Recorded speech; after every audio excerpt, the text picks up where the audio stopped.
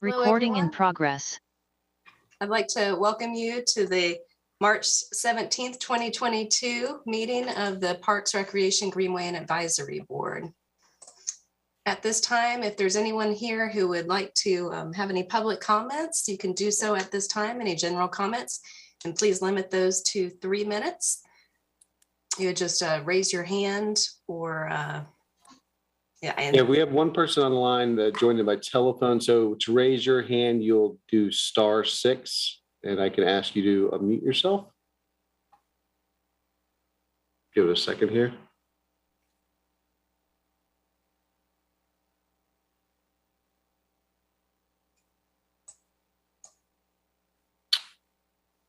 I think we're okay to proceed. Okay, very good. Thanks. Well, before we go to our next item on the agenda, I do just want to officially welcome our 2 new board members. We have Chris and Kira with us tonight, and thanks for joining us. So we, I believe, have a full board of 15 members now, which is great, and good to see everybody tonight. Hello, Carol. Welcome. Now we will move on. One thing I do want to mention to the new members, I try really hard in this virtual format to pay attention to the chat and to the hands and to the videos, but if you want to say something, just go ahead and jump in sometimes, because sometimes I miss it. But we will be in person in the April meeting, so that's exciting. All right. Moving on to our next agenda item, we have the Raleigh Youth Council report. Hello, everyone. I'm Sydney. I'm the chair of the Raleigh Youth Council, here to give you an update on what we've been up to this past month. So recently we partnered with you guys to complete an invasive species removal at Kiwanis Park. We had a great time really taking care of our parks and also collaborating with you all. So we really enjoyed that. And we hope to continue partnerships just like this in the future. This month, we're also continuing with our drive for dental supplies. And we're actually partnering with an organization called Triangle Smiles. And it's a teen-founded organization that provides free dental care to uninsured patients. So our drive is collecting toothbrushes, toothpaste, and dental floss to provide to these patients. Next, we are continuing to plan for our conference, our spring conference, which is on April 23rd at Pullen Park. And we just heard back from the State Youth Council about estimated membership, and we'll probably have 75 to 100 teens coming to this event. And just as a reminder, the spring conference is a event to recognize the seniors that have been a part of the State Youth Council, and also to give out awards to individual State Youth Council members and councils as a group as well. We are preparing for our elections at the end of April. We are going to elect a new executive board for next school year. So we'll be providing information to our members about that.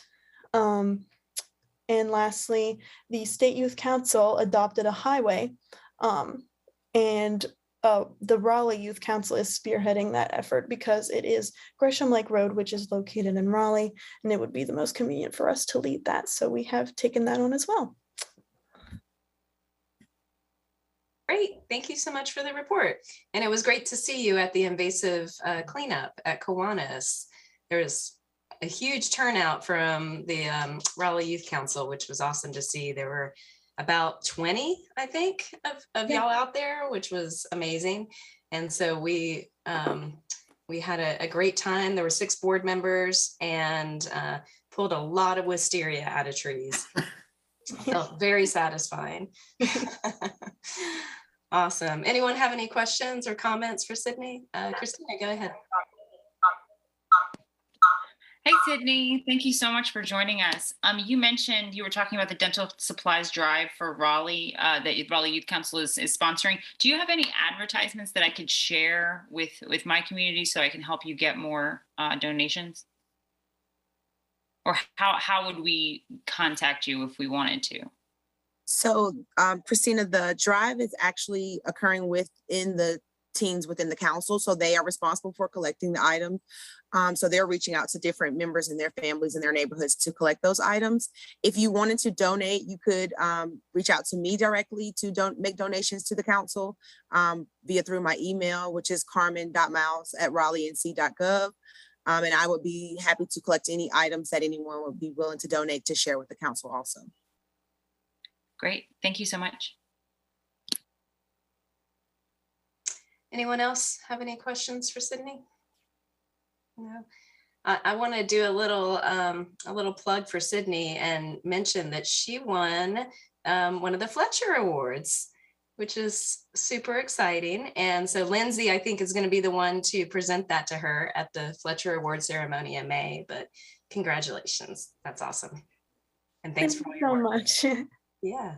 Yeah, you'll be hearing from me soon, Sydney. Great. All right. Well, moving on to our next agenda item, we have a presentation tonight about wildlife in the Raleigh Parks system. I believe Brian Smith will be giving that tonight. Yes, thank you very much, Jennifer.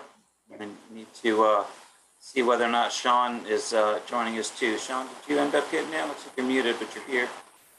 Yep, I made it in. Thank goodness. Wonderful. Well, both of us will be giving it, so I'm going to hand it over to him, and then I'll join in at the end to go through some case studies. But Sean's going to be giving the bulk of the presentation. All right, thanks, folks. I'm sorry about the technical difficulties on my side. It seems to be a constant problem. Can everybody see the presentation on their screens? All right, excellent. All right, let me jump into, all right. So first of all, thank you all for letting us come and talk to you about this topic. It's something that I'm kind of interested in and passionate about. And I know us in Raleigh Parks, my colleagues and coworkers, are all thinking about this kind of thing on a daily basis. Tonight, we're going to talk about managing wildlife in our parks. And I know Raleigh Parks is commonly used as a shorthand for the PRCR, the Department of Parks, Rec, and Cultural Resources. But at the bottom there, I wanted to highlight that we're, a pretty diverse group of properties. We have parks, we have nature preserves, we have greenways, we have open spaces. So there's a lot of different management strategies that may fit one that doesn't fit another. And there's a lot of different wildlife that take advantage of some of these types of properties in a unique way. So quickly, I'll try to run through an outline of what we're going to be talking about tonight. We're going to start with habitat management because you can't talk wildlife management without habitat management. We're going to look at habitat patches and the corridors that connect them. We're going to talk about how important it is to monitor and take inventory of the wildlife species you have on your sites. We're going to talk about the different management strategies you have to not only maintain, but also improve the different types of habitat you have. Public outreach and education is really important, so we do a lot of that. We couldn't do any of what we do practically without our partners, so I'm going to highlight our partnerships. And then towards the end of the presentation, I'm going to turn it back over to Brian Smith, who's going to give you some real-time or real-life examples of how we use the different practices and strategies that I'm going to highlight for different projects that we've had in our parks and preserves. So it'll be a good kind of real-world application of what I'm going to talk about before. And then finally, we'll wrap up with some questions. So let's get started. I made the point earlier, but wildlife management really means habitat management for us. It's not very common that we're actually out physically manipulating the wildlife, unless it's like a nuisance wildlife species, a rabid raccoon or fox or something, or a invasive pest or something like that. Typically, when we want to manage for our native wildlife, we need to manage for the habitat and then hope through whatever management practices we employ that we can get that wildlife species or suite of species to sort of repopulate. The first thing you need to know, aside from what species you're targeting, is what their habitat needs are. So we need to develop, really define first and then develop suitable habitat based on the needs of the different individual species or different groups of species. From once you have the habitat, you need to find a way to connect those habitats to other patches because, as you know, here in Raleigh especially, we have a lot of really nice parks and preserves, but they're surrounded almost on all sides by heavy urbanization. So whether that's roads or development or other impervious surface area type landscape vegetation, stuff that's not really suitable for them to move through and use as habitat or even as sort of a transportation corridor. In order to do all these things, we define our prescriptions and our management strategies in management plans. So management plans can take different forms. You have some of the comprehensive natural resource management plans that we've been working on recently for the nature preserves, which can be a 100+ page document with a lot of different details and sort of all the nuts and bolts. You can have some interim type management plans, which we do for our PDAPs or pre-development assessment plans, which some of y'all may be familiar with, in which case you're giving kind of a snapshot of what we can do in terms of management before we move to either a master planning or some sort of development process. And then we can even have sort of single page or 2-page action plans where we've identified something, a need that needs to be addressed and it needs to be addressed quickly. So we can kind of sort of draft something that will outline our objectives and what we plan to do, but doesn't need to be, that really large 100-page document. And at the bottom, I couldn't resist to put the Field of Dreams quote, "If you build it, they will come," because that was sort of the traditional thinking for a long time. If you just managed the habitat and restored what you thought was the appropriate habitat, that sort of the native species you were targeting would repopulate naturally. And we've learned now over time that that doesn't necessarily happen. It really depends on what it is you're going for. And more importantly, how can they get there? Because if you don't have those connections, then you've sort of got these isolated islands out there, even if the habitat is good. So that leads us into the next topic, habitat patches, which again are those islands, and the corridors, which are the different types of green space that connect them. So in our system, our parks and preserves and other city properties that are undeveloped sort of open space properties sort of represent the habitat patches that we have. Super important, very, very critical in order to maintain biodiversity. But again, you have to connect them. So our Greenway system, our public utility right-of-ways, and our different riparian buffers that we maintain along streams and creeks and rivers act as those corridors right now. So not only is it important to preserve the habitats themselves in terms of the parks and nature preserves, but it's almost even more critical to preserve the corridors between them. When you connect these habitats in this sort of heavy urban sea of all this development, then you can actually get some movement and some genetic diversity. You can increase biodiversity levels. And ultimately, the function of providing habitat and connectivity is one of the greatest ecological services that our park system provides for wildlife in this area. So I wanted to include kind of a little snapshot. This is southeast-ish Raleigh. You can see where the Walnut Creek Trail and the Crabtree Creek Trail, which is our Greenway trails, sort of flow in and meet there right along the Neuse River in the bottom right-hand corner almost. You can see how much land is developed around there, and then how little bit of land and where these bottlenecks really are created for these corridors. So we have some big open spaces, which are represented by the lighter green or almost blue shade, and the darker green represent Greenway easements. So again, they are undeveloped open space, but the ratio of that usable space to developed land is pretty stark when you look at it like this. So it's super important for us as a park system and a Greenway system to maintain as much of this habitat in these corridors as we can. All right, so how do we do that? How do we maintain these? How do we improve these? It really starts with monitoring and creating the species inventories on these sites. It's really important to know what you have in order to inform your future management. So building species list, even though it may seem like a very simple rudimentary step, is the first building block to proper management. You can even go back into history and pull up old inventories. And I like to use John Connors and his work at Durant Nature Preserve as an example, because when I was doing some research for out there, I found all these hand-drawn maps, stuff that's not even really digitized, or it may be now, but it's so important to keep these inventories for as long as you can, because that really will tell you not only what you should have, what you did have, but what you could potentially have by taking X, Y, or Z step. the type of species, the number of those species, the season in which they use the habitat or the corridors. All this can help guide the management actions in our management plans that we write in order to make sure we maintain the service, again, this ecological service that we're providing. So down here in the bottom left-hand corner, I wanted to highlight, these are the two eagles from Shelley Lake, which I'm sure a lot of you all are familiar with. That is Shelley and Raleigh. That's the names that have been given to them from what I understand.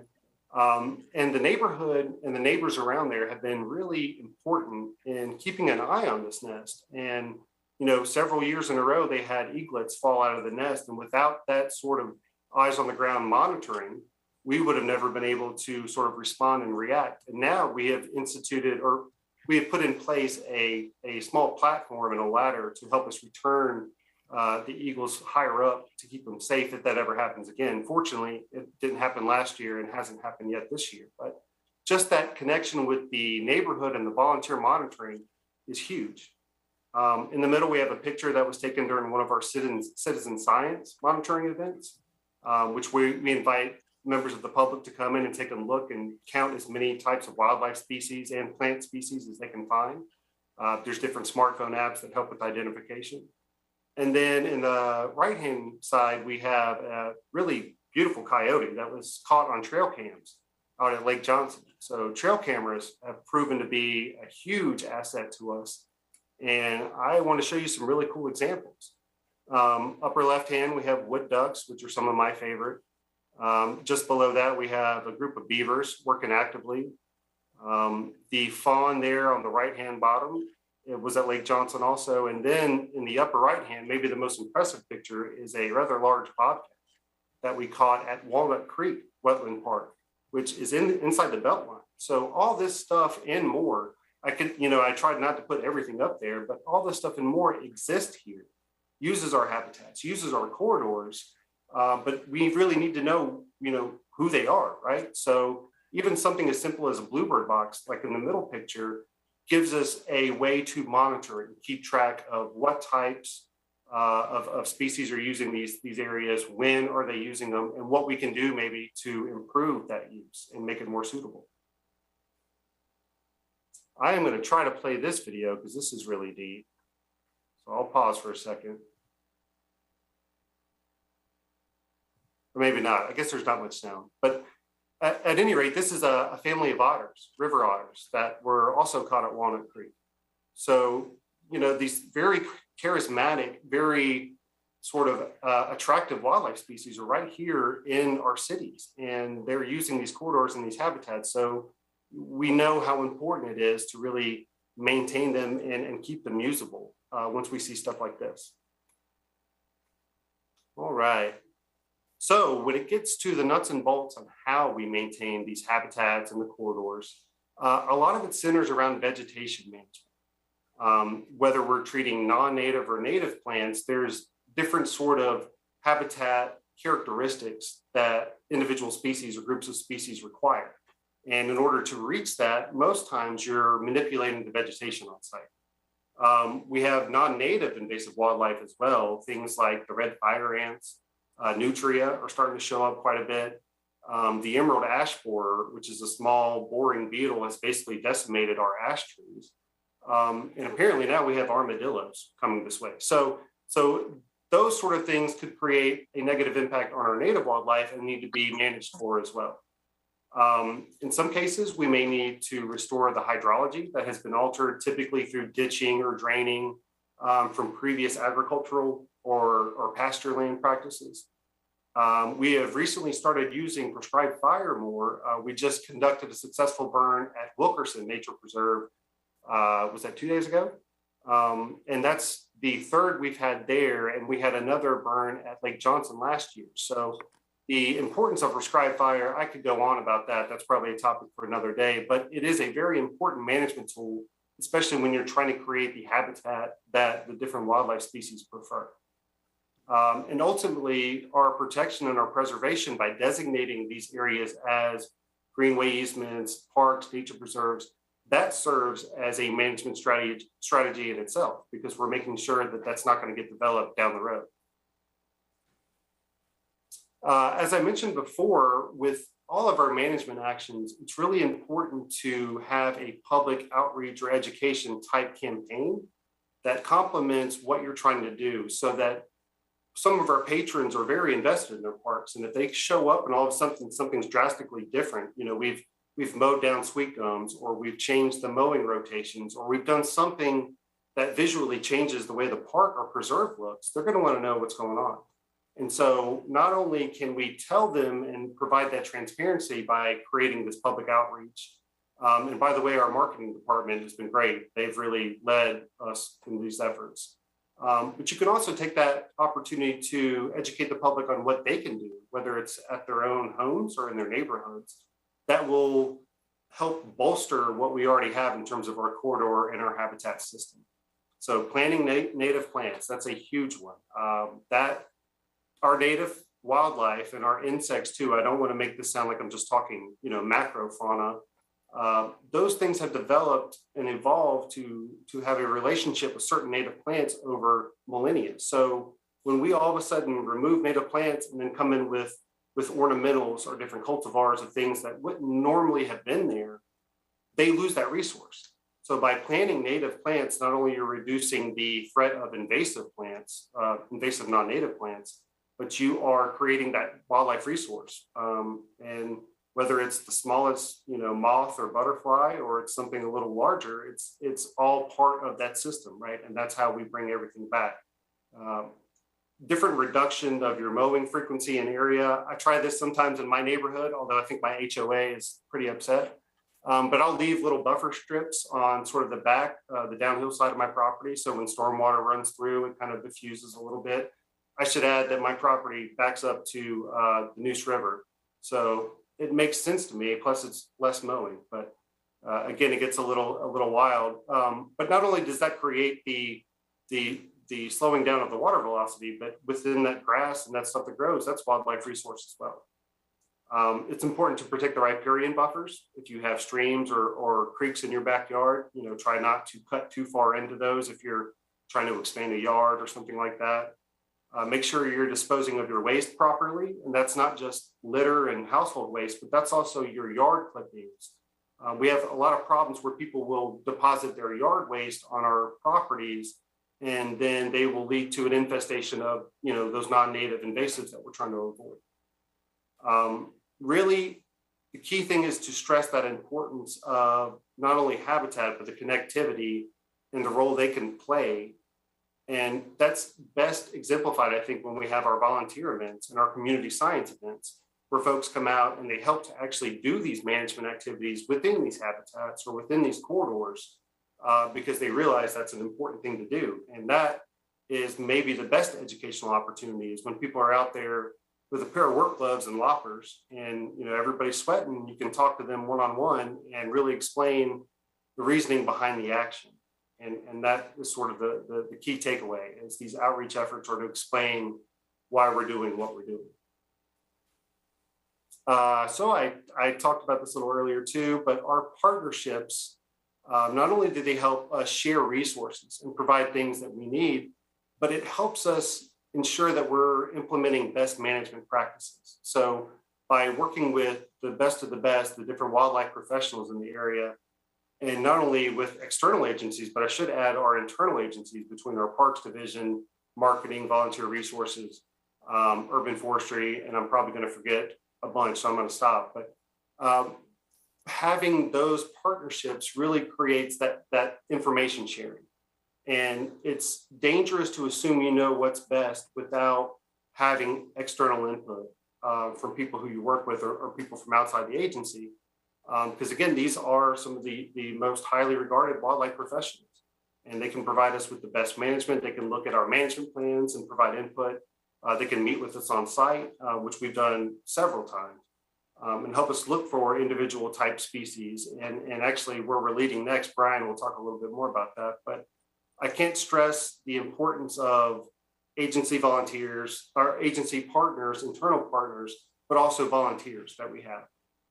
Public volunteers mean a lot. We get a lot of work done through them, and they're just one of our other partners. I should create a logo, I guess, for Raleigh volunteers, but all in all, it's a team effort. We really need to work hard to maintain these habitats and corridors, to maintain local biodiversity. Because without that, under heavy urban pressure, we're going to lose a lot of things even without us knowing. All right, so I'm going to wrap up here, and I'm going to hand it off to Brian, where he can give you some examples of how this has worked for us in our system. Great, thanks, Sean. And realized as we started going there that we got excited and didn't introduce ourselves. So that was Sean Goff, was our Land Stewardship Program Manager. My name's Brian Smith. I'm the Natural Resources Superintendent in the Resources Division. So I work directly for your friend Scott Payne. And I'm going to talk to you through a couple of examples of how we're doing the things that Sean just so eloquently laid out. So I can see a lot of you on the side of the screen, so maybe we can, even though we're not in person, do a show of hands. How many people have actually been to Horseshoe Farm Nature Preserve? At least a few of you. Great. And hopefully more of you once we've gone through this. One of the things I wanted to point out is, well, first of all, those lines are not on the ground when you go out there, luckily. But the silly letters and the silly lines are the ways that we in our natural resource management plans that Sean mentioned that can be very thick volume, how we are, deliberately and very intentionally managing the habitat on the ground. So what we're looking at here, the UMs and the LMs are upper meadow and lower meadow. And we're going to keep those areas as early successional, without trees, basically, or without large trees anyways. We want to keep those as sort of open for the species that are using them right now. It's one of the management opportunities that we have to use some of the tools that Sean talked about. So we've been keeping this park in the character that it's in right now through the use of mowing. But Sean also mentioned the fun thing that we get to light our parks on fire on purpose. And it's great because it gets people really nervous at times, but it also, bureaucrats. I think us as bureaucrats, it's a little nerve-wracking to light them on fire on purpose, but it's also a really important thing that we do. And it gives us an opportunity to reset Mother Nature to the beginning and recycle some nutrients, as well as keep the plant community in a type of habitat that's really benefiting some species that we want to benefit. And out here, we get a lot of very important bird species, a lot of diversity at this site, and we're managing it to keep it in grasses, except for those areas that you see circled in red. Anytime that you're working with Mother Nature, she has the last laugh. So when we go about doing this stuff, we have to adapt to what Mother Nature is getting us. And many of the areas that you see circled in red are pretty wet, and we get sweet gum trees growing very quickly. So we've kind of decided that those areas we should just let be sweet gum trees, and we can actually knock them back with a chainsaw on a 3 to 5 year rotation. And what that does is it keeps those areas in what we call scrub shrub, and that will provide habitat for even different bird species, like things like prairie warblers, that in the state's wildlife action plan are an important species. So that provides some nesting habitat for them. So that's what you see in red. And then the areas in green used to be turf, and we're trying to, as Sean was talking about, even in his own yard, out here, we're trying to take an approach where we're mowing less and providing more habitat. So this is sort of an example on the ground of implementation of some of the things that Sean was talking about. Very intentionally taking stock of what we have out there, and then managing to do the things that we want to do to either keep or change what it is that's on the ground. Let's go to the next one, Sean. So here's an example of a park that we own but isn't developed yet. So this is Pearl Road. It's down off a rock quarry. And Pearl Road's about 150 acres that we purchased in 2016. And back to the partnership importance that Sean mentioned and the importance of monitoring and inventory, we're able to work with the university and students that were in their measurements class went out and they divided up into different groups that were focused on different things, one of which was on the stream that you see here. And in that stream, they found a state threatened species that I find incredibly attractive. A lot of people disagree with me, but the least brook lamprey that you can see wiggling around in the video on the right-hand side there is a threatened species. And in some ways it's threatened because it spends a lot of its life cycle huddled down in the sediment. It doesn't move through almost all of its life cycle except to wiggle around in the little burrow that it's in. It only comes up to do what you see there, which is spawning in groups. And that'll only happen for a couple of weeks a year. It's going on, actually probably just finishing up about now. Sean and I were just on this on this property at the end of last week, and we did see 2 of the adults. The important thing here is that we had eyes on the ground, and we had a win-win. We had students that were out here learning how to do what they were going to do as professionals when they graduate and get jobs.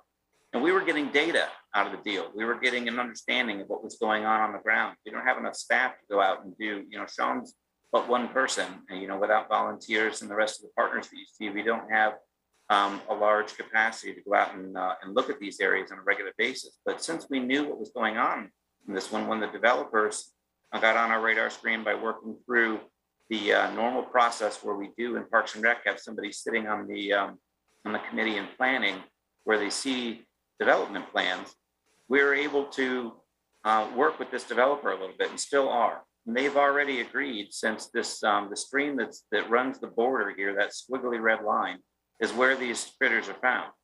And increasing the buffer widths to keep sediment out of that stream is incredibly important when this development happens.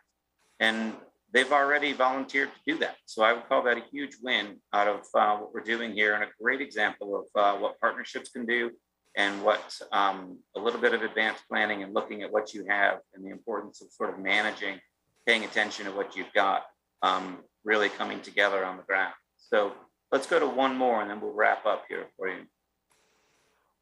So the last example we'll give you is one that sort of fits in more of a landscape scale, or how we look at our sites from the broadest picture. This is Durant Nature Preserve. It's 237 acres. It's one of the larger ones we have. What you see in this picture on the left is that there's 2 lakes there. Both dams were sort of deficient and in part damaged through a previous storm. Both needed to be fixed. So the lower lake dam has been fixed, and we took a very intentional sort of approach to fixing that dam. We could have just thrown rock all over both sides of it and called it good. Not only is that unsightly, it's a pain in the butt to take care of, and I know Sally and her staff are pleased that we didn't do it that way. So for a cost neutral approach, we were able to actually pull the water way, way down and then add soil, especially to the front of the dam, which allowed us to plant that back in species of plants that are much more attractive and better for pollinators and better for birds. So knowing that we were able to do that on the lower lake, when the upper lake process is now going on, Sean mentioned public engagement. This has been through a public process. We've been looking at ways to potentially change, since we've got 12 acres of open water in the lower lake. Do we need the 6 acres of open water in the upper lake? And the answer is maybe, maybe not. The ecological sort of best case scenario here may be to add a type of habitat that we don't currently have on the property. And that's what we're working on doing. So Sean, if you go to the next slide, instead of returning it to open water, we can turn this into what they call emergent wetlands. So vegetation that's coming up through the water, and do a combination of that vegetation that's emerging, as well as some open water areas, some upland areas. We can include a boardwalk so that we can do better interpretation of that. And all under the guise of what's the best use of this 6 acres. If we're gonna have to put equipment in there anyway, what's the best way that we could utilize this? And in this case, it gives us an opportunity to create a habitat out there that we wouldn't otherwise have on that 237 acres, that provides habitat for things, potentially, other species of birds that we currently don't have, species of sparrows that we currently don't have, maybe even rails or bitterns. They'll decide whether they want to use it. But the point is that we're providing the opportunity, and it'll provide something different than what we've got right now, while not taking away from the fact that we'll still have open water downstream, and we'll still have things that will have an additional piece that we can actually interpret for the public, and not take away, actually add to people's opportunity to enjoy what's out there. So that's another example of the types of things that we're doing, and mostly the thought processes that we're going through when we look at all the parks. So we'll leave it there. We're happy to answer questions. Sean, you can go to the last slide. We've got our contact information for both of us. And if there are any questions now, I'd be happy to entertain them, but we're always here if people think of a follow-up question at 3 in the morning and you don't want to email us, so call us right then. You could certainly follow up on a later date. Awesome. Thanks so much, Brian and Sean. That was a great presentation. Does anyone have any questions or comments for them? I see a couple hands up. First I saw was Malay, so go ahead. Thanks, Jennifer. And thank you, Brian and Sean. I just had one quick question. what is the current plan of growing the corridors so that we can connect to help benefit the process? I think that's one of the things that you guys kind of highlighted, saying that it's critical for the wildlife to be able to have these corridor access and to be able to go. So what is the plan for growth on that specific area? That's a good question. I might even phone a friend here because we've got Stephen Bentley on the call and get him to come in from the planning perspective as well. I mean, we just have the Greenway master plan go through, and that is a big part and includes some of the big picture of what you want to do in terms of protecting open space. We also, in the last version of the city strategic plan, Sally was involved in this as well. Sally and I and a couple other folks worked on an open space plan to try to give us criteria that we can use to look at whether or not, a particular piece of property, when we have opportunities. There's things that come to us. We have a real estate committee in Parks and Rec that we use to consider opportunities. So we have criteria that we can use to actually measure whether or not one piece of property versus another would be something that we would want to actually take on. So those are some broad answers for you. In terms of like specific, we're going to purchase this property and that property, it's not necessarily laid out in that particular way. I don't know, Stephen, is there anything else you want to add to that? Well, I think you've done a really good job, Malay. We also, if it doesn't kind of come out the output, if you would, for our criteria, we will partner with the Triangle Greenways Council, the Trust for Public Land. We have a higher focus now on protecting those properties near vulnerable populations, and look at race and social justice as issues that whereas before it was like, how many parks can we buy? So now we're looking at walking proximity to parks within a 10-minute walk or a 10-minute walk to a greenway. And Brian did a good job at covering the fundamental function of the Greenway Master Plan is actually ecology, not greenways. It's protecting the riparian corridor so that we have these ecological interconnected ways in which wildlife can do it. The add-on, we get a recreational and transportation benefit out of them. So I think Brian did a good job, but if we can't do it, we are trying to reach out to other nonprofits or state or county to say, hey, are you interested in this? And speaking of the county, I mean, they're the ones that are, from their bond, they've got a very large chunk of bond dollars invested in basically looking at these corridors in a more regional context or a larger context than we can at the city level. So it's all sort of nested in terms of the spatial scale. And I think that next layer up of county is where a big part of the protection is going on for open space as well. Yep, and I'll just add one more quick thing. I'll echo everything that Stephen and Brian have said, but even in what we have currently existing beyond expanding or growing the Greenway system, we do have stretches where wildlife may not use it as much as they could or even at all. So the improvement of what we currently have is another strategy that we're working on. Owen Cass with Greenways, Brian Johnson, David Hamilton, those folks that we have really help us in terms of making those bridges, those corridors.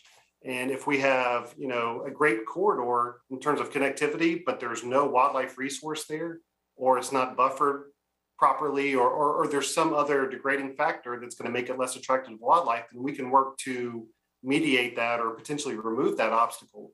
And that, again, is something working with what we already have. Thank you, guys. I'm curious, is there any kind of metric that gets published at a state level or at a federal level that shows, how we're doing against other communities? There is belay for, it won't be quality of parkland, it would be quantity. So and we can I'll drop it in the chat here, the Trust for Public Land Park Score. They measure the top 50 cities in the United States, and it has a number of factors like walkable parks, number of playgrounds and access to them. And I'll defer to Brian and Sean. I'm not aware of like quality of landscape measurements and how we factor in that in, or how we fare in that measurement. Yeah, not off the top of my head that I can think of in that way. I mean, they're not sort of comparative to like the stuff that they do in like the Chesapeake Bay where they have their annual index type thing. But I think Stephen's right in terms of the next closest comparative be that Trust for Public Lands. Yeah, there are some ways to look at maps that kind of illustrate the level of connectivity, but nothing to really compare, one area versus another.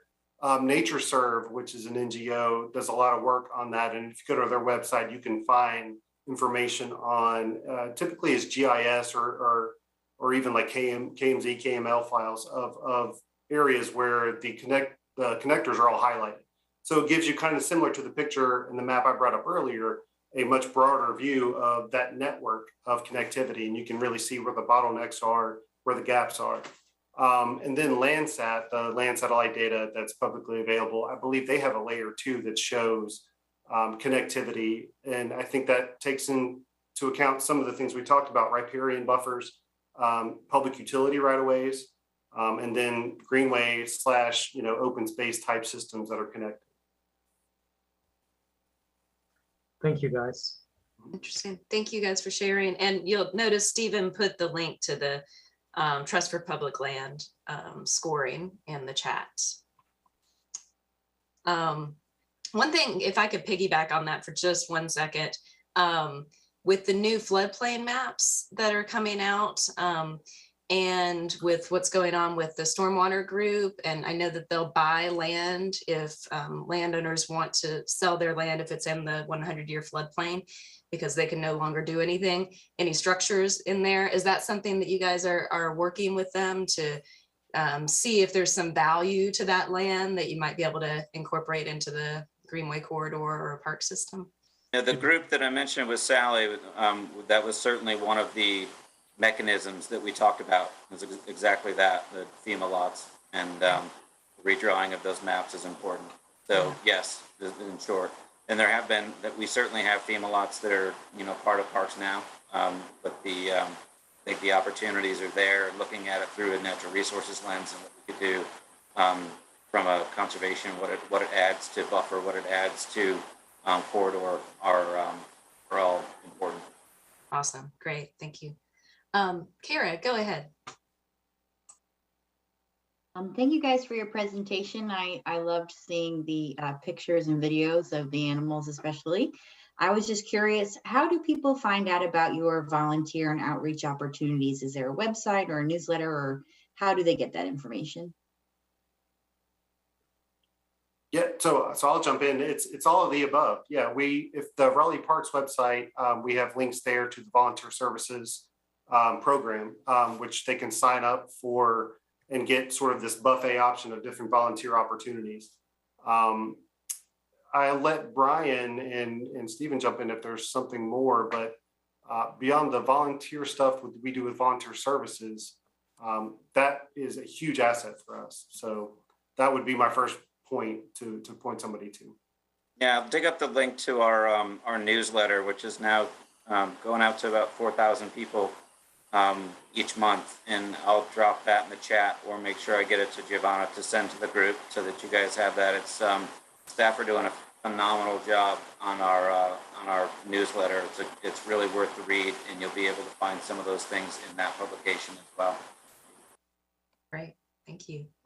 The other, Kara, let me just go ahead and add something else. The other thing you can also do, kind of like as an indirect volunteer, is if you utilize the iNaturalist app and you do frequent our greenways, our nature preserves, and so forth, just by being able to help add to the inventory of flora and fauna that are out there, that's also another way you can kind of really help us gather the catalog of what can be found within our park system.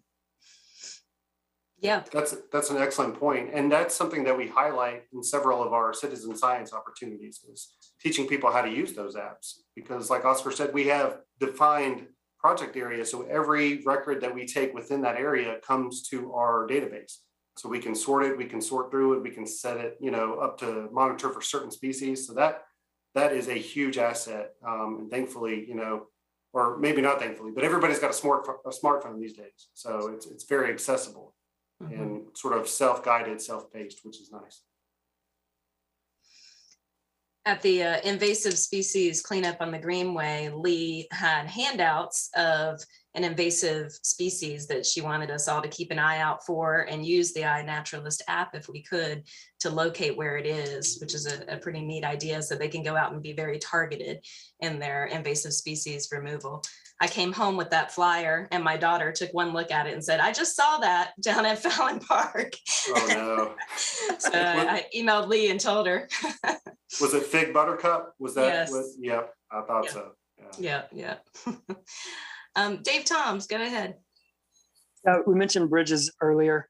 For the land bridge Dix to Pullen, what wildlife populations do we anticipate that serving if it is created?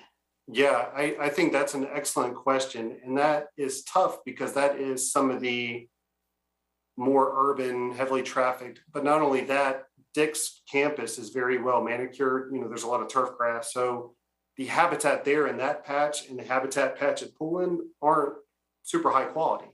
But again, even that ability to move from one to the other, and again, it doesn't have to be a deer or coyote or even a bobcat. We're talking, frogs and snakes and even, different smaller microorganisms, almost even from arthropods. That's what I'm looking for, to move across. And that way we're creating that opportunity, if nothing else. But to be blunt, I don't know if it would serve as many wildlife species as some of our other corridors do, just because of the setting, the local setting. Thanks. Malay, did you have another question or is your hand up from earlier? Okay. I just had one question. If my memory is correct, I believe there was an issue at Horseshoe Farm back a few years ago with a mowing that happened out of cycle and upset some habitat and upset some neighbors. I just wanted to follow up on that and see, is that something that's being controlled carefully as far as like when that mow cycle is? Yeah, I need to give Sean a lot of props for this because he's doing a great job, and so are the folks in Sally's group in the crews. There's a lot of communication that increased communication that came out of that. People were well-intentioned and trying to take advantage of the fact that they had equipment on site, but time of year it would have been much better done out of that cycle. So it did, I think, upset the population of people more than it upset the ecological cycles that we had going on. But we're, I think, much better positioned right now to make sure that it doesn't happen again. And I'm really pleased with the way the communication's going and how we are and how we're going forward. We just had a site visit not too long ago with all of our staff at our Horseshoe Farm, and we talked about that a little bit. And it was very clear that people are well aware of what the process is when we're going to be doing an intervention and managing as to who needs to be checking off on whether or not that's going to happen on that particular day. Great, thank you. Thanks for that. Sure. Yeah. Any other questions or comments for Sean and Brian? Okay, I'm not seeing any. Thank you guys so much. That was a really great presentation. Thanks for all the work you do. Absolutely. Thank you guys for the time. Much appreciated. Hope you have a great night. Thanks. Thanks. Next, we don't have any meeting minutes to review and approve this go round. They should be there next meeting. So we have a director's report. Oscar. Well, thank you. Good evening, everyone. And Brian and Sean's presentation is going to be a tough act to follow. So hopefully I can at least get halfway to the excitement level they brought to this evening's board meeting. Here over the last couple of park board meetings, city council meetings, as you all know, city council had their retreat March 4th to 5th. They discussed a lot of topics. Parks bond was not one of them. So we did not present anything on there, although there probably is a lot of work that the council is going to be working on in the next few months for trying to develop what that park bond referendum may look like. So stay tuned for that. At the March 15th city council meeting, council did approve a repaving project for Lakeland Trail, and you will see the details in that report. As far as announcements coming up, as Jennifer alluded to a little earlier, we are going to be returning to in-person meetings in April. So more information to come as far as locations and specifics on that. So we do look forward to seeing you all in the flesh and not within a frame. And we will make sure that we're all safe and have plenty of safety protocols in place. This Saturday, March the 19th, we are celebrating the ceremony for the opening of Brentwood Park. And that's going to be, like I mentioned, this Saturday at 10 a.m. So we're going to celebrate the new park playground, the picnic shelter, the comfort station. And if the weather allows us, there will be some family-friendly activities out in the park, along with some light refreshments. So I look forward to seeing you all this Saturday at Brentwood Park. Also, the Sir Walter Raleigh Awards are going to be upcoming on Wednesday, April the 13th. I believe a location has yet to be determined, but we will provide you some more information as soon as that information is confirmed. I'm sure I got all my notes here. One great thing that did happen here recently, and this I like to pay acknowledgement to our staff, Scott, Ken, Sally, and Helene, who kind of really helped do a lot of work on the front end on trying to work on some part-time pay rates. So our budget department did get basically some approval from council to go ahead and do a temporary bridge starting here immediately to be able to start advertising some higher part-time pay rates, specifically for these positions that we are having difficulty recruiting for, primarily the ones that are focused on youth and school-based programs, aquatics, our lifeguards, and our pool managers, as well as our amusement operators. And so we're looking at now of the proposed pay rate being somewhere in the starting range of $13 an hour. And so council was very supportive of this, and this initial phase is going to be paid for through some of our temporary salary savings that we have within our group. But this will go ahead and carry us in for the remainder of this fiscal year until we hit July 1st, which is a new fiscal year. So we're very hopeful that this will kind of help us with the hiring issues we've had over the past months as we start transitioning into our what we like to call our busy season, where we start opening up our seasonal pools and start gearing up for our summer camps and so forth. So we're very happy that that this has been able to go ahead and advance forward. Also on some other news, for the third bird migration season in a row, Raleigh is participating in the Lights Out campaign, where all non-essential lighting is turned off between the hours of 11 p.m. to 6 a.m. And that runs from March 15th through May the 31st. And so apparently, from what I understand from Wake Audubon, that our commitment to this program has really spurred interest in other parts of the state. And so other municipalities throughout the state are following suit because they do see the ecological benefit of being able to protect vulnerable migratory bird species, but also realize some energy savings on the back end. And so we're very happy to kind of be a leader in doing that and help leading that initiative here in the city.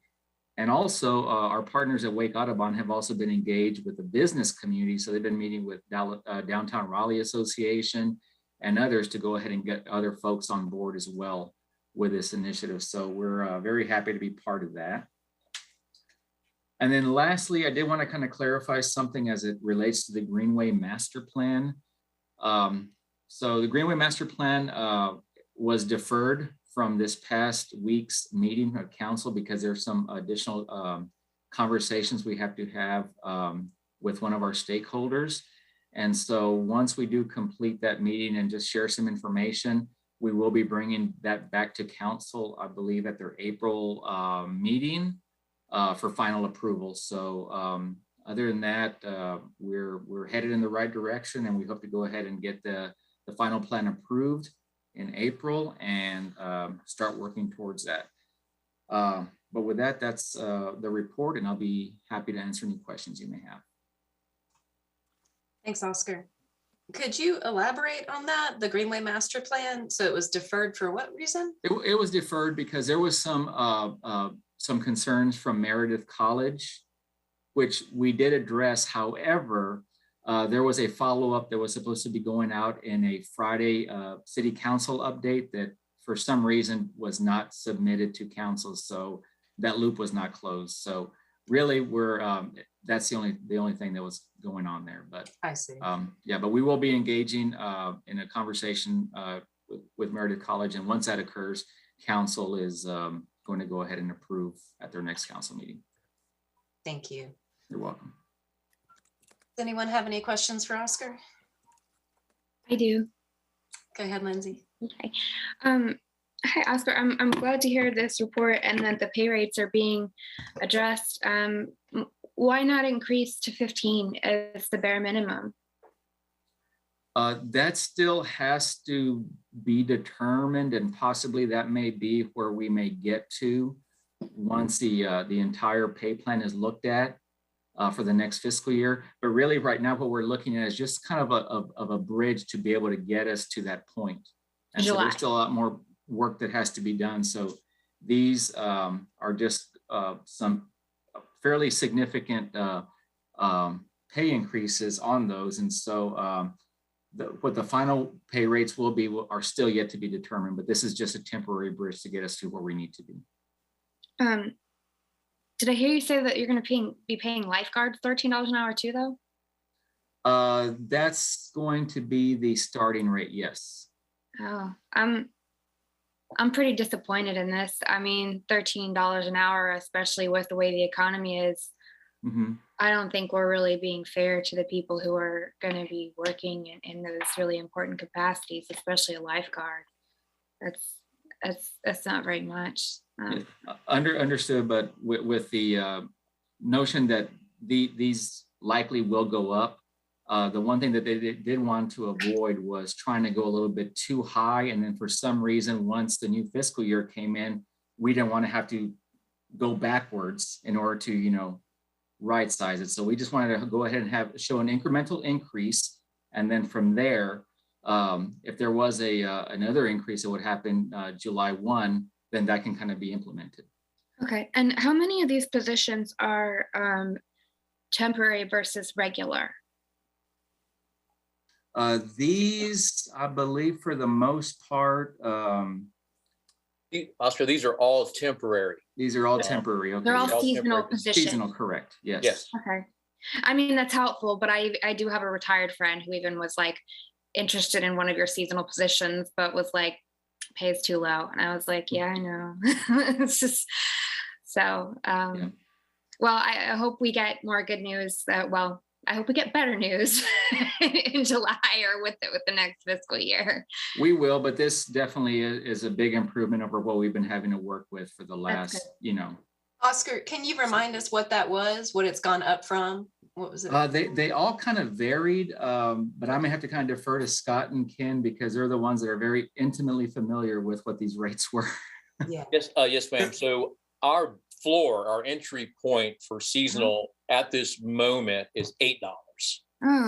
It's moving to 11.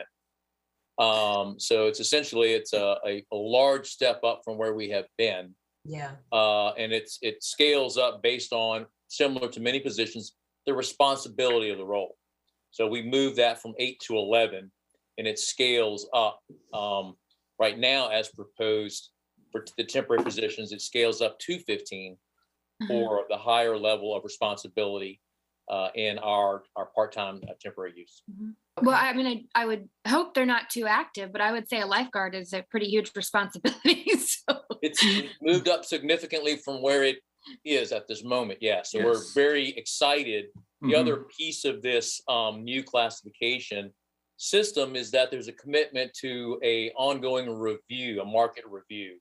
Good. Did not have that before. So that's a big piece, that there'll be positions, they'll be reviewed on a rotating basis on a scale. So we won't get as far behind as we have been since the last time the system was reviewed in 2010. That's good news. Yeah, that is. So we're very excited where we're heading. We're hoping that all of this successfully navigates through.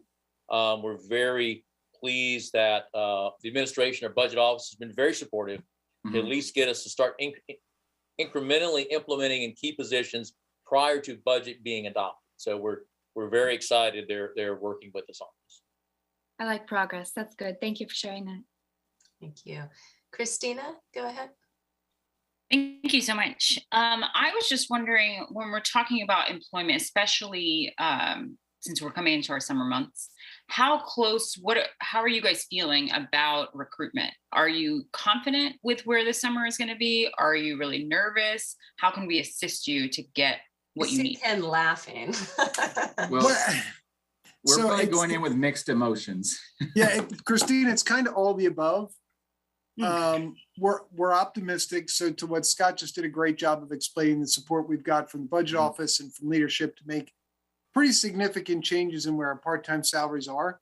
The market's tough right now. And so what we've tried to remain optimistic is we think it's going to make a difference. We'll get more looks than we were getting previously. But we still, Lindsay, I think you know, it's a tough time. Like, costs are going up for everything. So we're not only just competing now with our Parks and Recreation peers, the YMCA, but some of the people that we get potential applicants for the summer aren't as concerned just with professional experience. So they may go work at Costco. We like to use some of the examples of like Costco and Sheetz and Target and stuff like that. So that's a long-winded way to say we're optimistic, but still a little concerned. We need more Baywatch posters. Hasselhoff made lifeguarding cool. Dave, on a funny joke, I tried that a couple years ago and it got picked up by the Wall Street Journal, and I used a whole Baywatch thing. It didn't go over well. And just quickly, a follow-up to what I was asking. When, as you're looking at this far out from the summer, is this still a point where we might possibly, if we don't get that recruitment, might have to close some programs? And which programs would those be? Well, the answer is yes. So I've already been in conversation with Oscar, specifically looking at our seasonal pools.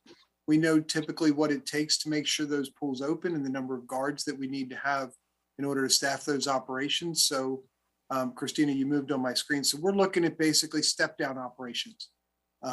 This is our maximum where we can go full capacity like we did pre-COVID days. And then what are our progressive step downs that kick in based on the staffing? For instance, right now we're already working with camp registration supposed to go live here in a couple weeks. And we're doing that with, we may limit capacity in the beginning. If you think of it like concert tickets, we may have a limited capacity now and we'll open up more seats later as we feel better about our ability to staff them. And so that's really how we're approaching this, is we've got our big picture that we want. Scott's doing the same thing with boat operations, carousel operations at the amusements, is we don't want to overextend ourselves knowing that we may not be able to reach it, because we're still working through challenges with our full-time staffing as well. Right. And I just spoke with the police department at a different meeting, and I pushed for a number, and I don't know if it's going to work here, just to give me contextualization, making sure I understand. And I know the police department is 100 members short? Like, I know that number. Do you have a number of what you need and Yes. what you are currently at? Oh, you're going to ask me to nail this. I was just talking to our camp today. We'll usually bring on 200 plus part-time employees for camp. Right now, I think the number he told me we're sitting at is 90, it was 92. And so I can tell you the percentage, we were at 39% staff. How does that compare to other years? Is that typical at this time? No, it's pretty far behind. By now, we would have already had a good portion of our returning staff would have already committed. Because we would have started contacting them over the holidays to see if they were coming back. And as they really, spring break was one of those tipping points where most college kids wanted to have a job in there. So we'd be at a higher percentage. Jennifer, I don't know exactly what that was. I didn't ask them that question today. And we know for lifeguards, we need to bring on at least 75 guards to get to kind of a sustainable. We're right now have operations planned where we would like to get 150 guards trained between now and Memorial Day. We're shooting more realistically if we could get 100. The work that Scott and I are doing based on the pay study work that he shared is we're working to get that implemented as quickly as we can so we can update job postings and start to just get really super aggressive with our recruitment. We're really diverse in that. We go to job fairs with all the universities. We reach out through across the state. So we'll get into their counselor areas. We work with Wake County Public School Systems. We do social media, all kinds of different areas to try and get that message out. Scott, I'll just share, was email with a larger refugee population that we're having in and around certain geographic areas. We've had success working with human resources and through the program through the State Department, we can hire them as well. And we've just started bringing some opportunities there. So we're really trying to get outside of the box on how we can start to fill these voids. Well, thank you so much. I know I asked a ton of questions. I appreciate always your answers because they're so informative. And now I'm going to see if I can help you and get you some more people. Thank you. Hey, Christina, so if we can do, I know Sally, I apologize, and I'll be quiet, guys, is you like to do a lot of things through social media. So we develop a lot of content that we can start to give to you through your channels, because that's some of the best stuff, like through schools, through churches, through neighborhood associations, next door, all of those different areas are really great ways to get ideas out. Yeah, Christina, I was going to say, you'll see in the Friday weekly Parks newsletter that hopefully everybody gets in your email box. I noticed for the past couple months at the bottom, it says we're hiring, and it has all that info. So that'd be a good link to send out. Yeah. Mm-hmm. Yeah. Thank you so much. That, and as well, the city's website that has the employment opportunities, you can always just copy, paste, and send that off to whoever you want and just have them filter by Parks and Recreation. It lists all of our full-time and part-time job opportunities. Great. Malaya, go ahead. Malaya, you're muted. Thank you very much. Ken, I just had one quick question. Are any of these opportunities, like, we can convert them to like summer internships? Is that an option there where it can count towards college credits, or?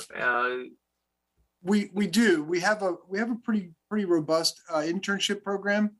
We're revamping it a little bit this year because we want to make sure through that experience that they get a really broad exposure of our department in a 9 to 10 week period. We have historically used them in a quote unquote camp director role, but this year we want to make sure they get the breadth of experience of working with Stephen's group or Sally's group, or also being in the Camp the Lake setting. So yeah, we do use an internship program. It's still effective in helping this, but they'll rotate. Trust me, they'll rotate in for at least a couple 2-week periods to serve either as a camp counselor or in some other summer leadership role for us. And are these summer internships geared towards specific college programs, or is this geared more generically so that any college programs can be applied over here?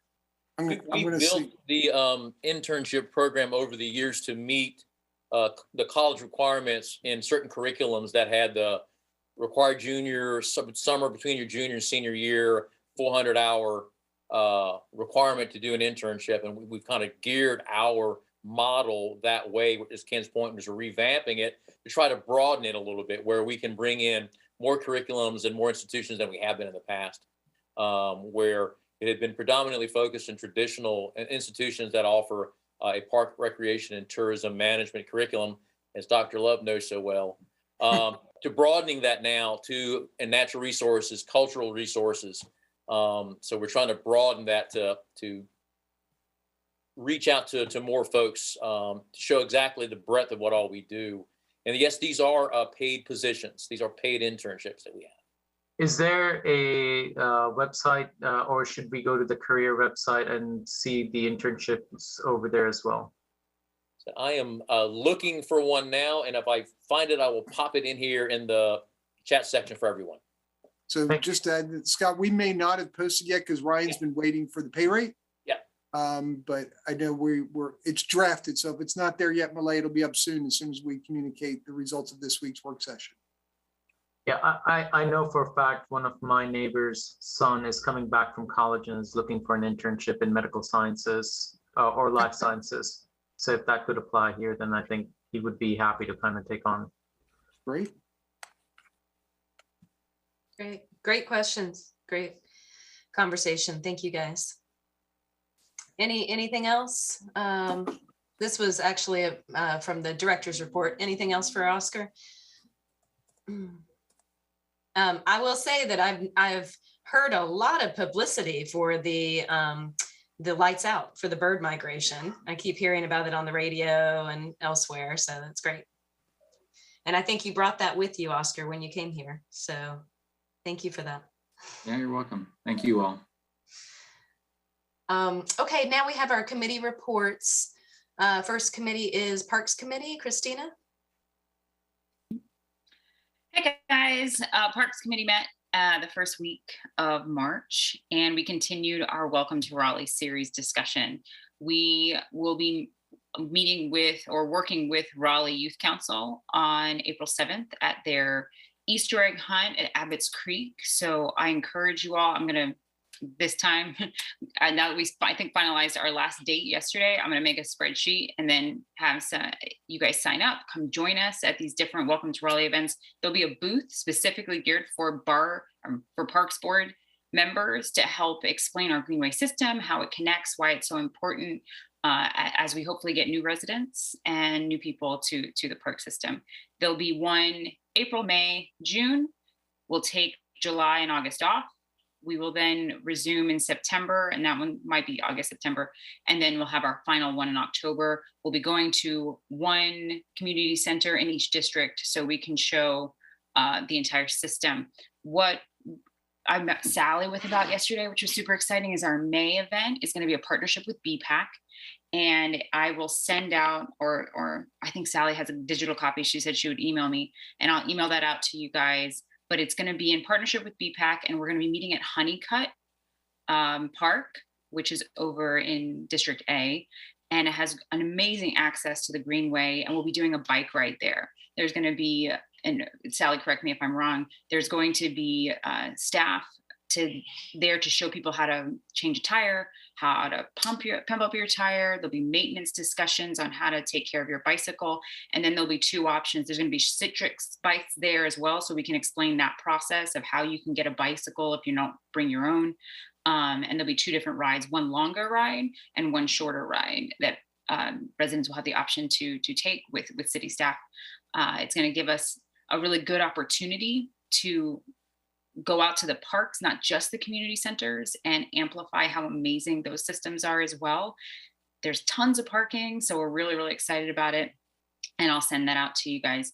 The other conversation that we had, in addition to our Welcome to Raleigh series, is the park fee, or not park fee, the fee increase, which we had been talking about and then got tabled because, as Oscar and Scott mentioned earlier, they were revamping with the budget department how we're going to do these raises for part-time staff. So that got tabled.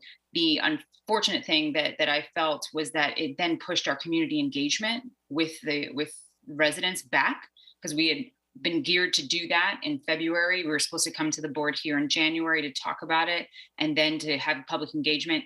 And that's kind of been pushed back to where we're really working really hard against the clock to beat when the budget goes in for discussion and give residents more of an opportunity to comment. So our April 7th event at Abbott's Creek, we're also having our Parks Committee meeting there. And I've asked staff to help me invite those that may have concerns or questions about this fee increase, so that they can see the presentations from staff and help understand why this is needed and get their concerns and their feedback, because it's always great to have a multifaceted conversation. That is all we have talked about in Parks Committee. So look out for that email, and thank you so much. Thank you, Christina. That's great to hear that the May bike event was moved to Honeycutt Park. That seems like a good call for all the reasons we were talking in the Parks Committee meeting. So very good. Anyone have any comments or questions for Christina? Okay, great. Well, next we have Lindsay with the Fred Fletcher Volunteer Committee. Hi, everybody. I think as I reported last time, we met and did select all the folks who would be awarded Fred Fletcher Awards. We've got, I think there's maybe 15. I've got the spreadsheet pulled up right now. And I want to make sure that there's not any confusion. So I've emailed, all of you should have received an email from me by now. We had everybody sign up once the members, once these awardees were contacted and they're like, yes, I'll take an award. Then Mary came back and confirmed that. So we got folks from the Fletcher Volunteer Committee to put their names in there, and now appreciate that some of you not on the committee have also added names. We've still got 2 more slots if anyone is available. The ceremony is May 10th, and we need 2 more people to cover basically what you do. And I will send out the materials, the background materials, but basically what you do is you contact one of these people, either you have a phone call or a Zoom, or you go meet for coffee or a smoothie or whatever your thing is, and ice cream, and you hear their story, and then at the ceremony you walk to the podium and you say great things about them and you hand them an award, and then you both walk away happy, or at least pretending if you're not happy, in a great mood. But it's a happy occasion. We all need more happy occasions, right? So we really need 2 more people. If you're in town on May 10th and can come.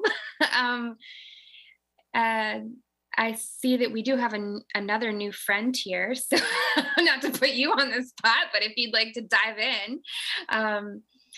But we've just got 2 more slots, and really hoping that someone else can pitch in if possible. Thanks, Lindsay. And in the past, Mary usually sends out like a list of sort of questions, conversation starters for when you're talking to and interviewing your awardee. So I don't think I've seen that yet. We should maybe ask her for that, because I find that helpful, because sometimes it's sort of like, what am I doing? What are we talking about? So, and that takes a little of the pressure off too. I'll just say, I've done it a few years, and it is really nice. Everybody, like Lindsay said, feels really good and happy, and they feel honored to be get the award. And it's always just such a great feeling to give it to them and to talk to them in advance, and talk about why they give so many hours and do so much for the Parks Department is a really great thing. And the event itself is really lovely. The Parks Department puts on a wonderful event, and it's in person again, so it's going to be the real thing, which is exciting. And I do want to mention that our very own Marcia is a Fred Fletcher Award winner. I don't know if everyone knows that, but amazing. When did you win that, Marcia? When were you? Maybe 2004. It's been a while ago. Yeah. For the carousel preservation and new houses. Yeah, she wore her green jacket when we were doing the volunteer cleanup. So that was cool to see. That's one of the things that the award winners get. Anyway, that's my plug. So for if nobody takes the slot, I'll do another. Sounds good. Thanks so much. Same here. I can cover one more slot. Oh, Malay, you already have two. So thank you so much. 'Cause even though that person, forgive me, I'm looking right at Marty, won't be there. I did run that by Mary after the fact, and she was like, well, it still would be great if Malay can say great things about Marty. I was like, okay, so Marty will say great things twice. So thank you. Happy to do it. I put the link in the chat for you all to view if you'd like to look at it there. If you have any questions, happy to chat. But again, that ceremony is May 10th, and it's at the Mary says DECFA, Duke Energy Center for Performing Arts. I think I got it right. So it should be a good time. I don't know about you, but I'd like a party. Rashawn, you have your hand raised. I don't know if that's for me or somebody else, but. I was just trying to confirm that we have to April 15th to reach out to the Yep. We have till April 15th, I think was the question. Yes. Yeah, mid-April. Yeah, because the ceremony is till May 10th, so you've got time. And like Jennifer said, Mary hasn't sent out any of that information. And I do also, as Marcia had asked me in a direct email, and I just hadn't replied, asked for background information for anyone who wasn't on the committee. I will send that out. I haven't forgotten. I just haven't done it yet. Okay, awesome. I was worried. I was like, oh, I didn't see no email. No, you're not behind. You're totally fine. Awesome. Great. Thanks, everybody. Yeah. Beverly is not here tonight. She is, I believe, at a wedding out of town, and Greenway's committee did not meet. So, Marcia, let's see. Did you have a meeting? Yes, we did. It was in February 21st. And if you folks enjoyed the presentation tonight about the wildlife in our parks, that's what this committee does: sustainability, wildlife, and urban trees. So if that appeals to you, we'd like to have you on the committee. The next meeting will be Monday, this coming Monday on the 21st at 4 p.m. We had a couple of visitors that came to to our last meeting in February. One was a woman named Marriott Sheldon, and she was wanting to talk about the text change for the tree code, strengthening that, and opportunities for citizen input. And there's a group of citizens that are working on doing a Raleigh tree count, and on the ground tree count all over the city. I don't know what the status of that is, but just sharing that that's an initiative going on within the community. And then we had another visitor that came that asked for fund increases for invasive species removal. And then Sean did a program for us, which you all saw, about how how the department manages wildlife. And that was very enlightening and engaging, as you got to experience. So we have a lot to be proud of. And really and truly, after going out and doing the invasive species the other weekend, we need volunteers. If you have kids that are involved in Scouts, teenagers that are involved in Scouts, or any kind of group, neighborhood group, please volunteer to help with these invasive species removal. There's one coming up at JC Park soon, and that's a good thing that we can do. And it was great to see each other. Rashawn and I were just like, are you who I think you are? We were very happy to see each other, weren't we? Anyway, so it's a great thing to do this. You know, we all love parks, or we wouldn't be doing this. So, anyway, would love to have you if you want to visit with us on Monday for our meeting. Bye-bye. Thanks, Marcia. I see all these links in the chat, which is awesome. Is there any way I can try to do a screenshot, but there's probably someone smarter than me that knows how to collect all these and put them in an email. You can save them. I have them. You can You do? save them. Okay. That would, if Giovanna, if you can send it out or send I it have to them. me. Okay. I have them to send out. Thank you. Much appreciated.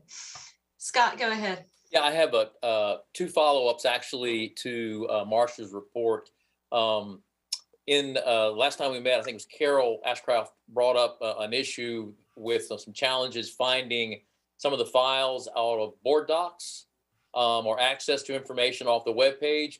But Giovanna took that on and has got all that corrected now. So that's all should be functional.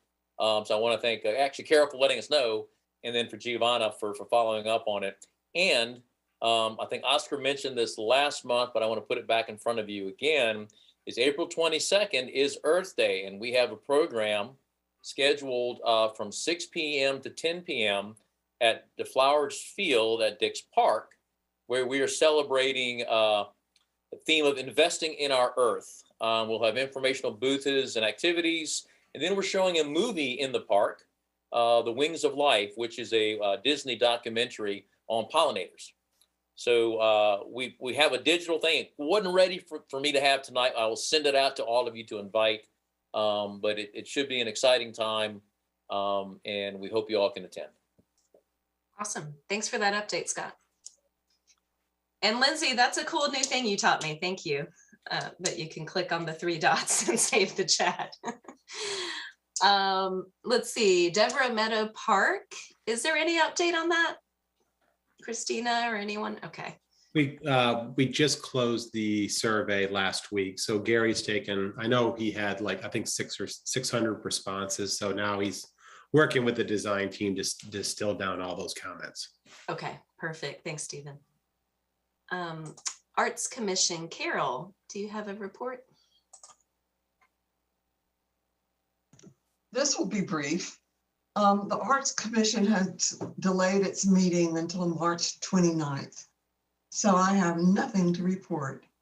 However, I will interject that the big night in the arts, which for some reason I could not find, is available in separate sections on the WRAL website. So if you use Big Night for the Arts as your search term, you can find individual ones. I watched the tap dancing, which I thought was magnificent. So I would definitely recommend that one. And I'm going to go watch all the other ones. Great. That's in my report. Thanks, Carol. BPAC, Christina, do you have a report? Our meeting is on Monday, but in speaking with Dwight and Nick about the collaboration in May, they're super excited. They were really excited about our collaboration when we went out and helped clean Anderson Point. Is that where we were? Maybe, I forget where that's where we were.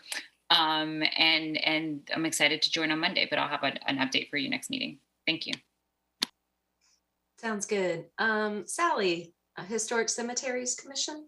Sure, thank you. Good evening, everyone. So the board will meet next Thursday at 5:30 on Zoom. Okay. And Stephen, I see your hand up, sorry. Yeah, we did get good news this week. The mayor verbally announced, but we're getting information from Deborah Ross's office that the city will either receive, we got 2 different numbers, either $2 million or $3 million to support the South Raleigh Heritage Walk and the Chavis to Dix connector. But we don't have all the details, but that's really good news because we haven't had a funding source that's in the bond. But that might be able to propel that initiative that's been out there for years. So when we get that information, we'll work with Giovanna to send it to the board. That's great. Thank you for that update. Let's see. Where are we? Dick's Leadership Committee. So we had a meeting on February 22nd. So it was right after our last meeting. I had to double check my notes. I was like, did we really talk about this? We had an overview of the Night of Lights, but I guess that was February. And so it just seems very long ago now. I think the interesting thing is that there's not a lot of profit from that event, which is not overly surprising, I suppose. But they had over $1 million in gross revenue, about $900,000 in expenses. So about $100,000 of profit. And it is split between, let's see, $100,000 to Dick's Conservancy, $3,000 split between WRAL and City of Raleigh. Did I get that right, Stephen? Yeah. So the way the books are managed, we have a 3-year agreement. Is that once they net everything out, $100,000 goes to the park for free public programs and public art as a gift, and then the remainder is split between WRAL and the City of Raleigh. Okay. And they do actually pay all of our like staff overtime and so forth. So when we have staff out there every night and they're there for overtime, they also pay police officers. So it's that they are outlaying quite a bit of capital for that event. Right. There's lots of events and activities planned for Dick's Park in the spring. It's on their website, mostly all free, sponsored by the Conservancy. There's yoga, Tai Chi, lots of various things going on. April 9th, the new dog park location will be opening. And there's a Civil War hike happening with Ernest Dollar, who's the head of the City of Raleigh Museum, which sounds really interesting. And then they were also talking about fee updates and specifically talking about the cost recovery model, time to sort of move in that direction a little bit, where, in other words, raise costs a little to cover costs more, right? Raise fees to cover costs more, in particular part-time staffing. And as a reminder, Dick's Park is sort of out of our purvey. As the Parks Board, we review other fees and charges, but not Dick's Park. Dick's Park is reviewed by the leadership committee, and that goes straight to the City Council. The Conservancy is beginning to renovate the 3 stone houses at the park. And there's about a year left on the creek feasibility study that's been underway for a while now. And then Dreamville, which is the big music festival, will be happening April 2nd and 3rd. Any questions on any of that? Okay. Next is our liaison reports. This is Historic Resources Museums Advisory Board. They did not have a meeting. They had their annual retreat, which I did not go to because I went to the BPAC Greenway cleanup. So I have no report. And then we have the chair report. So we've talked about it already. March 5th, we had the Greenway cleanup, or the invasives removal rather, on the Greenway. Like I said, we had about 6 board members attend and about 20 Raleigh Youth Council. It was a great time, and I'm sure we'll do another event. So if you couldn't make that one, we'll have more. BPAC cleanup, they invited us to attend their Greenway cleanup, and that was on February 26th. I think 3 Parks Board members were there. I was trying to remember. Councilman Buffkin, his wife, and their 2 dogs came as well. Quite a big crew from BPAC and Oaks and Spokes. And we really did some damage to some trash out near the recycling plant near Anderson Point Park. Turns out that there's a lot of trash that blows off from a recycling plant. So it was nice to have the councilman there to talk about how can we do something about this. And if nothing else, at least get Sunoco, the recycling plant, to clean up the stretch of Greenway themselves. So we can put our volunteer resources elsewhere. One thing, please note, this is an important item. It's time for us to work on our work plan already for the coming year. So there is a link in the agenda if you go to board docs for the form you can fill out, or you can honestly just email me or Giovanna. with anything that you would like to talk about and make sure is on the work plan for next year, something you think we need to study, look into, something you'd like to learn more about.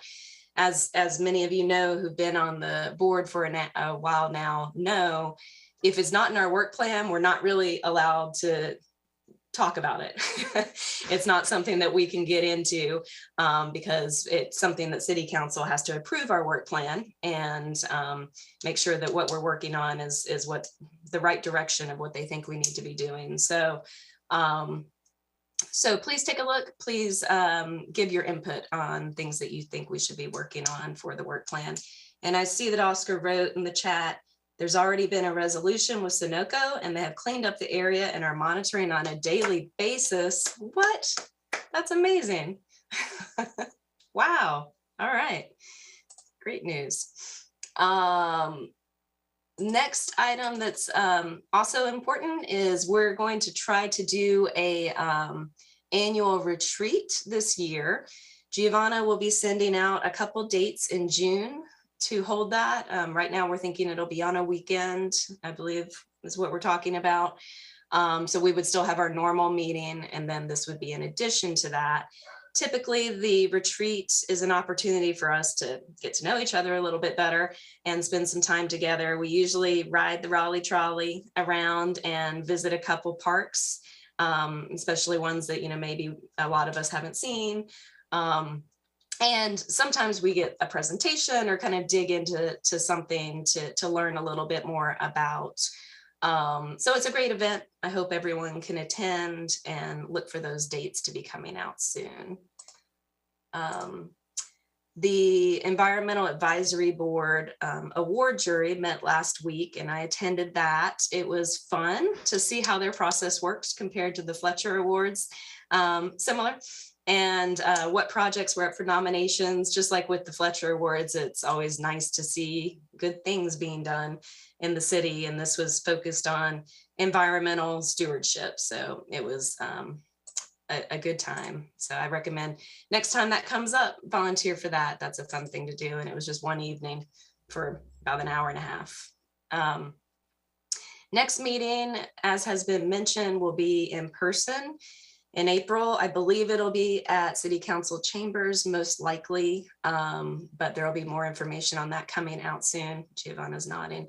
I will not be there. We'll be on a prolonged spring break trip with the family, heading out west to Montana. So I'll miss the very first one in person, but Beverly will be running that meeting. And it was already mentioned, Brentwood Park grand opening Saturday morning, so please come out. And Parks Bond, Oscar mentioned there hasn't been a lot of movement on that officially yet, but the chamber is running a survey to see what amount of money the public may support. So I have not heard the results of that yet. And City Council is still deciding which projects to support in the bond. With the new census results, some of the council members' districts are adjusting. So that may affect what projects they may support now. So that will be interesting to see how that all plays out. That is everything I think in my report. Any questions for me? Okay. Christina, yeah. Sorry.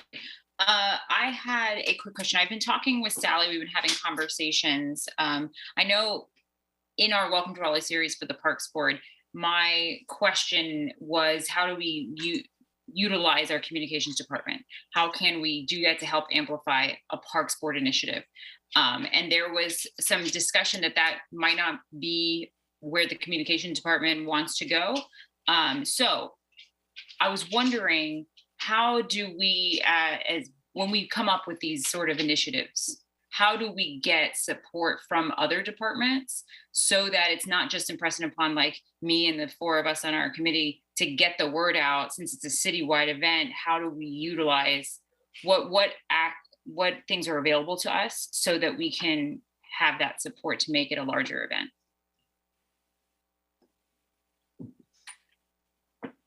Oscar or Scott, do you have any thoughts? Yeah, that's a great question, Christina.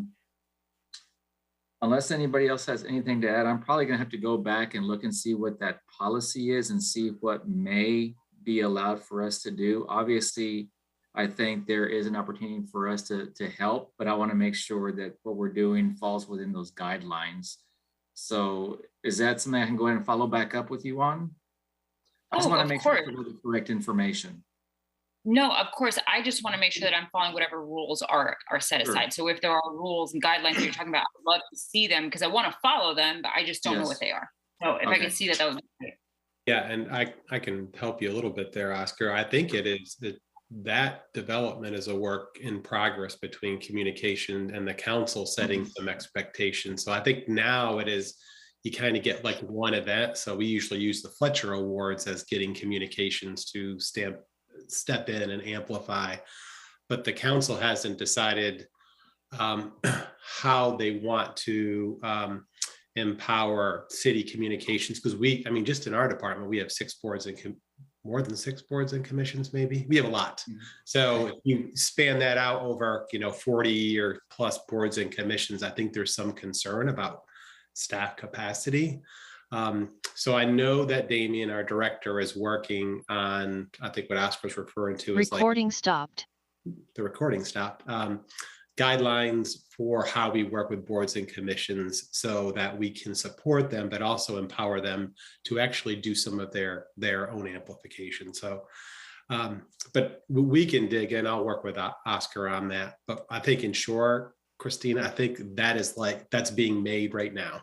Like how do we utilize the city broader brand for that? Great. Thank you so much. Dr. Love. I was going to say that at minimum, each facility where the events will be taking place have calendars and websites, I suppose. So that would help with publicizing, at least for their general area. Mm-hmm. That makes sense. Yep. Great. Well, we're at the round table for if anyone has anything else they would like to share or ask. If our 2 new board members would like to take a minute and just introduce yourselves, that would be great. So I'll just call on Chris. Why don't you go first? Yeah, absolutely. Thanks, Jennifer. My name's Chris Pereira. As you guys know, this is my first meeting. Recording in progress. Now I'm being recorded, so I'll start over. My name is Chris Pereira. It's my first meeting. I'm happy to be a member of the board. I'm actually was born in Raleigh, but moved away when I was really young. And my wife and I just moved back to the area about 4 years ago, which obviously only counts as 2 years because there's been a pandemic for half that time. So we're just taking the time now to venture back out. We live close to the Crabtree Creek Greenway, so we enjoy getting out on the Greenway, going to Shelley Lake Park, seeing the eagles, seeing a lot of the wildlife that was covered earlier in the meeting. And just I'm looking forward to helping you guys preserve the greenways and grow them and grow the activities that are in the park. So looking forward to having a chance to meet all of you. Great, thank you, welcome. And Kara? Hi, my name is Kara Strang. I'm really excited to be here tonight and to meet all of you. I've lived in Raleigh since 2009, so this is home for me now. And I love being outside. I love our parks. I love our greenways. We love to ride our bikes and take our dogs for walks all the time. So I actually live right across the street from where Fisher Street Park used to be, and it's now moved down the street on the corner. So very excited for that to open in June, and just excited to learn more about what each committee does and how I can get involved and help spread the word about all of our great programs and parks. Awesome, thank you. Yeah, and I will just say, I think you heard this in the orientation, and I'm sorry I wasn't able to make the orientation. But once you get settled, we would encourage you to join a committee, of which we have 4. One of them is a short-term committee. That's the Fred Fletcher Volunteers Award Committee. That's kind of a one-time thing that it has its purpose for. And then, if there's someone that steps down, we are liaisons to other boards and commissions that are relevant to the work we do. So if there's an opening, I would encourage you to, step up for that opening, which means it's another meeting to attend every month. So welcome, and we'll let you get your legs under you first for a couple months before we push you into any of that. Does anyone else have anything to share? Or Dr. Love, is your hand up, or is that for Yes. Oh, Yeah. I'm sorry. Go ahead. That's okay. I want to say I'm really happy to hear that the part-time workers will be getting an increase. I would love to see it higher, but I know how significant that is because I know the difficult time you're having getting part-time staff. Also, I want to say that thank you that there is now a full-time custodian at Chavis. I've been talking about that for a while. And that there is an assistant director. So that's helping a great deal because there's an awful lot of people coming and going at Chavis. So wanted to say thank you very much. Great. Lindsay, go ahead. Yes, so I have a question about parks and development. The park that is temporarily known as Devereaux Meadow. If folks come forward with suggestions, since we've been in the public engagement phase, how is it that we can incorporate their ideas and requests to the park? Yeah, I can take that, Madam Chair. So the most recent thing we did is we had an event, a tabling event at Halifax. I was there, yeah. Right. And we've actually got quite a bit of consistent input, but Gary's taking that information and he'll distill it down into, we'll say, aggregate it up into themes. Because we're in the final concept and we've been going through the engagement stage for some time. So if there is any deviations from what you saw at the last presentation Gary made, it comes in front of this board for you all. He'll say, here's what we heard, here's the adjustments I made, and is the park board okay with it? So. Okay, that's helpful. Well, I heard an idea recently about something that could be added to the design of the park, and it sounded like a lot of fun to me. The idea of adding a skate park as part of the park, especially with its location being a hub on that end of downtown. And we only have one skate park in Raleigh. So how could something like that be feasible to come to fruition? Yeah. So it's another great question. So we take the aggregate of the data. Overwhelming, we have heard pretty much the opposite. We have heard passive nature orientation. I would note that by adding, what we're trying to attempt is to remove impervious surface, and a skate park would basically retain that. So Gary's, he did share with me, he had a few people come forward and say they are interested in a skate park. And he said that's like an anomaly compared to the rest of the data. The overwhelming public input has been they like the idea of a creek restoration, some boardwalks, and the renaturalization of Devereaux Meadows. Got it. Thank you. Yep. Christina, go ahead. Okay, sorry about that. I had a meeting last night with CACs, and we had a presentation from Deborah Houston with the Parks Department in regards to the fee assistance program. And one, I just want to tell you, she's amazing, and she does the most heartwarming, and as she did in 2020, because that's when she did the presentation for the Parks Board, and I had reached out to her, and here we are, 2022, and this is when we got to get together. But she does a heartwarming presentation, and in it, she mentioned that the vending machines used to be used as a portion. So whenever you bought a soda, a portion of your purchase would go to the fee assistance program.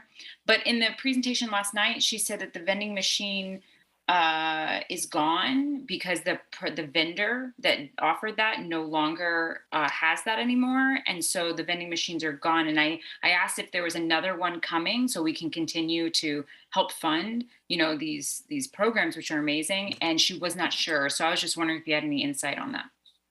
We actually, we are looking to see about maybe putting an RFP out and have been reaching out to other concessionaire type vendors that can be putting machines in it. Honestly, it's not very lucrative for them. And so we've had some difficulty with that. And plus, we're also trying to find vendors that would be putting out some healthy food options, which obviously cost them more on the front end to put out just to kind of align with health and wellness. But I am happy to say that we are looking at other options that will provide a steady income, a steady revenue source into our financial assistance fund that we haven't had before. So this will provide us with a lot more revenue than vending machines. And so we hope to kind of launch that here fairly soon. And once we get that finalized, we'll be more than happy to share that with you. But it's going to be a significant revenue source for our financial assistance program. Great. Thank you so much. Kara, do you have a comment? Yeah, I just had a question for Stephen. When you're talking about the feedback around the park and what people would like to see, you mentioned overwhelmingly it was going in one direction. I'm just curious, how many people have participated in that process so far? Like numbers wise, would you say we have a good representation, or, you know, is it just like a smaller number? It's been a pretty good representation. I'll asterisk what we'll hear for the last 2 years. Trying to engage the community virtually was challenging, but what our staff did is that we utilized some of our community center staff that are nearby. We worked with the Raleigh Housing Authority and actually delivered information to every person in that area in conjunction with the community center. The digital part has been really good outreach, or really good responses from a survey perspective. We also have a stakeholder group that has people from Glenwood South, people from the Housing Authority, people from Peace, and we engage them. So I would say, given the elements that we're dealing with the factors, our team and our consultants have gotten pretty good public input for a project like this. Great. Thank you. Yep. And what I can do, Kara, is we can send you a link to the last park board presentation. Gary had some, I can't spit out the numbers, but he had, you know, here's some of the people and the numbers and the surveys and so forth. It's actually should be in board docs. So. Okay, great. Thank you. You're welcome. Does anyone else have any comments or questions for the good of the board? I have one more just comment / question. Another thing that I've been talking about in a few other community groups, we've been talking with the budget department, and they're currently doing a budget survey. Please, if you have not filled that out, please go and fill out your budget survey. Kind of, Kara, tagging along to what you just asked, my question has always been how many people have we reached? And last year they let us know that the budget survey reached 1,400 people. And I said, okay, well, then we're going to shoot for 2,000 this year, because we want that to just increase. I'm not judging where we are. I just want us to get higher. So we're trying to brainstorm with the budget department, you know, what ideas, how can we reach more people? And they started a Facebook survey, which was great. They got 200 new responses in one night. So that's awesome.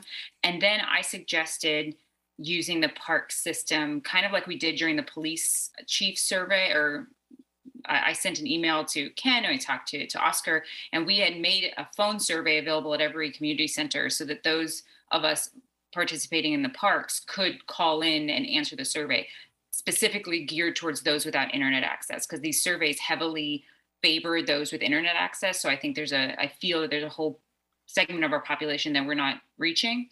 The budget department, when I let them know that this is something we worked on together for that survey, they weren't familiar. So I'm wondering, is there a way to connect those? I know this year, the budget survey ends on March 31st, so that there's not much we can do this year.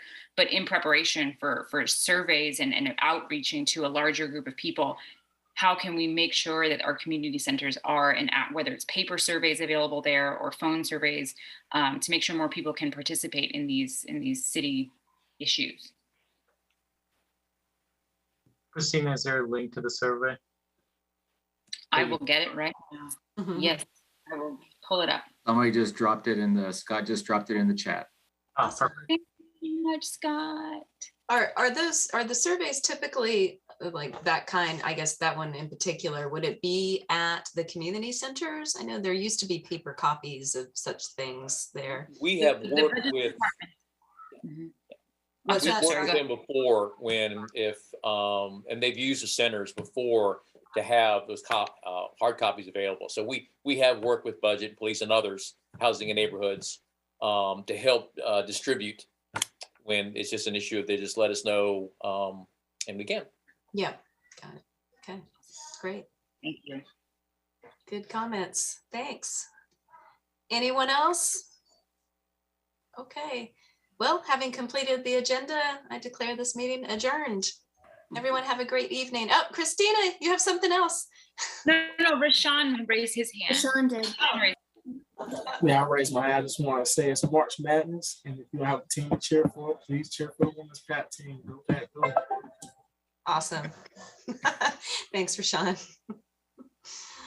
Have a good night, everybody. Good night.